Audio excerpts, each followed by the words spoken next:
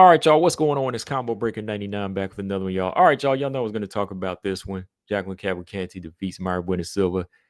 All right, y'all. So this fight pretty much went the way I thought it was going to go. Jacqueline Cavalcanti just pasting up Mayra Bueno Silva. I mean, when you match these two up, Jacqueline Cavalcanti, solid striker, probably one of the better stand-up fighters in bantamweight right now, taking on somebody with low IQ, zero defense, just likes to come forward and take punishment. I mean, 30-27 all day, right? I was hoping for a TK or a knockout, but that's one of the little gripes I have with Jackie, which I'll talk about here in a minute. But yeah, overall, man, Mayra Bueno Silva, she's talked about 125 not being her weight and struggling to make that weight and being weak at that weight. But moving up to 135, I mean, what's the excuse there? What's really the excuse there? I mean, she didn't make any adjustments in this fight. She didn't look stronger. She didn't take any chances. She never sat down on her shots or even like put together combinations of her own.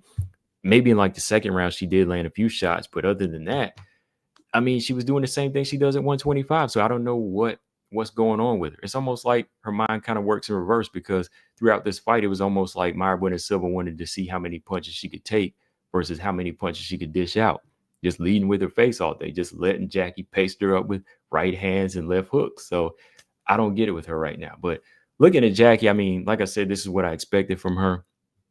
Good, solid, technical, discipline type of fight. But moving forward with Jackie, man, she does need to step on the gas a little bit. You got to make a big statement. You got to knock girls out like Mayra Bueno Silva. You can't let girls like this off the hook because other bantamweights are going to see you and think they can take advantage of that.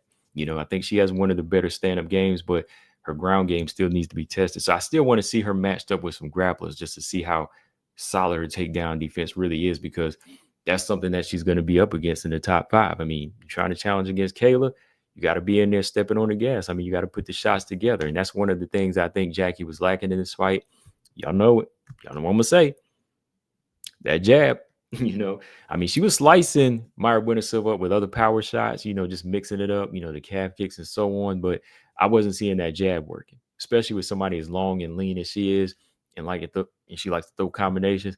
I needed to see that jab.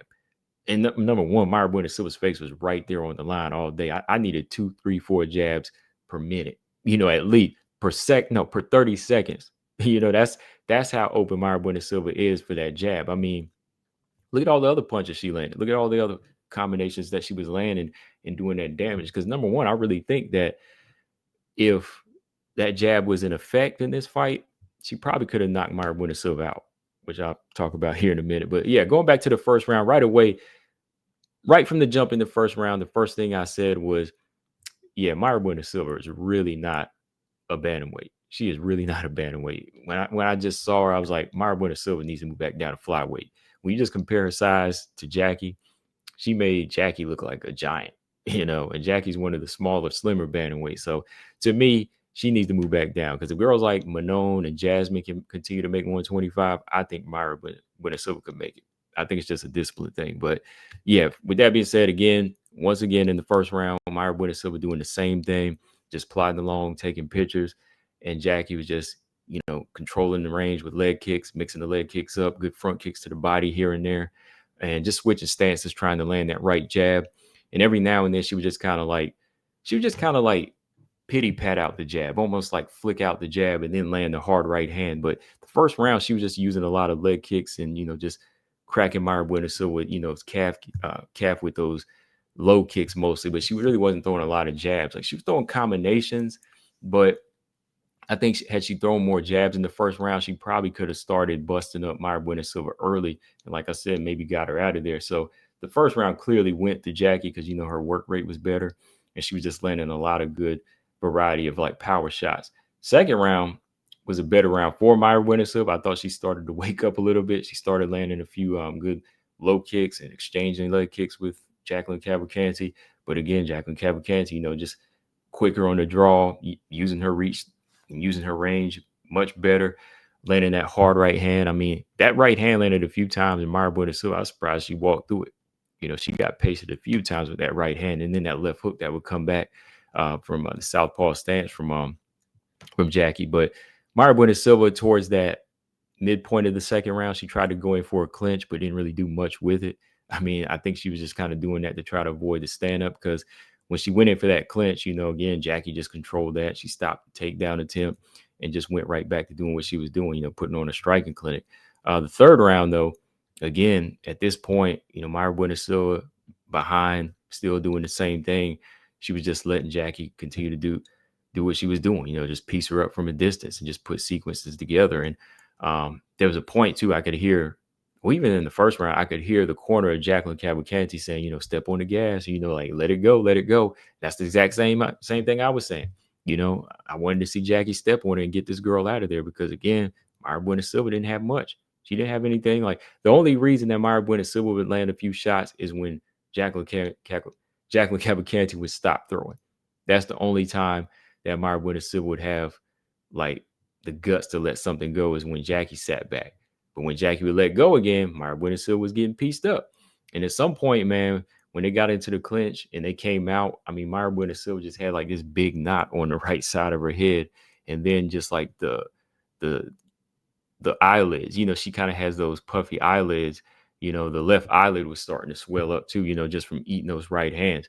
But I will say this, I'd probably say the best punch from Mayra Bueno Silva was that one jab that she landed in the third round that kind of got a reaction at it, Jasmine. I think she got her right by the eye.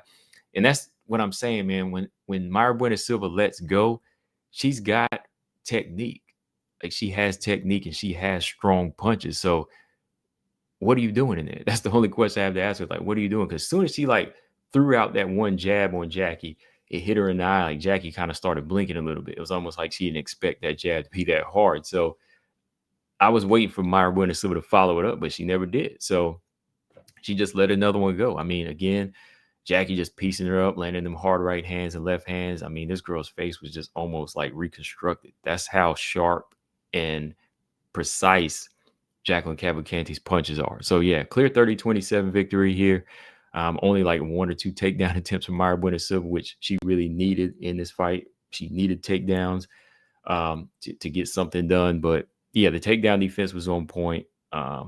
Distance management, all of that was on point from Jacqueline Cavalcanti in this fight. Like I said, the only one gripe I had was her not going for the finish and not really pumping that jab out enough. Because had she pumped that jab out from round 1 to 3, she probably would have got the knockout. I promise you that, because Jacqueline had Mayra Bueno's face all on swole, right? So imagine had the jab been contributing that work as well, busting the nose up, busting the eyes up, just continue to bust that face up, followed by the power shots. Sooner or later, the ref, the doctor, or your corner is going to stop it, because that's how bad the beating would have been, with a consistent jab. Or the jab could have masked the power shots. Once you continue to just hit somebody over and over with like one steady rhythm of a jab, they keep expecting that type of power. Then all of a sudden, the right hand comes out of nowhere and just knocks you out, right? So you have to kind of use that jab as a blinder and a rangefinder. And, Jacqueline Cavalcanti, she's a solid striker. She knows that. It's just the fact that she's not actually executing in the fight. So moving forward, number one, Jackie's going to have that jab going. She's going to have that jab moving like a piston to keep these big girls off of her, because these big girls are going to come after Jackie. Because the number two, these big girls, they're not going to want to stand with Jackie, and they know what she's going to go for. So they're going to go straight for takedowns. So she's going to have to keep that jab in their face, So I really want to see Jackie tested against some grapplers that up in the top 10, because I think I'm just pulling up the rankings now. Jacqueline by tomorrow should be number 10, because Mayra Bueno Silva was number 10. Jackie was number 11. So moving forward, if she can get a fight with like number 6, Irene Aldana, that would make another good striker type of fight. Striker's Paradise type of fight, she could probably fight Irene Aldana at number 6 or Macy Chiasson at number 7. I know Macy Chiasson might try to grapple a little bit. She's big, so she might actually try to use her wrestling. Like Macy Chiasson's wrestling's been getting better over the past few fights, and even like just working when she uses it. So I would like to see that fight next. I know Eileen Perez is number 8, but I'd rather see that fight somewhere in the future, when they both get to like top 5, maybe like a title eliminator if they ever get to that point. But yeah, Irene Aldana, that would make like a good striking type of matchup. Macy Chason would probably be a good big girl for Jackie to fight, though, when it comes to like physical strength and being forced to box somebody that has pretty good boxing. Because Macy Chason has some decent boxing, so boxing and wrestling for Macy would be a good test for her. So yeah, either of those two fights would be good. Action from Irene Aldana, but good test would be Macy Chason to me, in my opinion.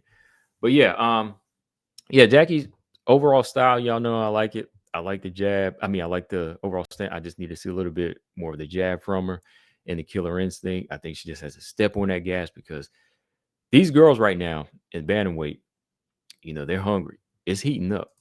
It's heating up at the bottom. It's heating up in the unranked realms, and it's kind of heating up in the Norma Dumont realm. Because number one, Juliana Pena, I don't know if she's coming back. Then number two, Rocky Pennington, um, she's out because of neck surgery. But from 3 on down, there's a lot of good fights. There's a lot of dangerous matchups for somebody like Jacqueline Cavalcanti, especially if you're not jabbing enough.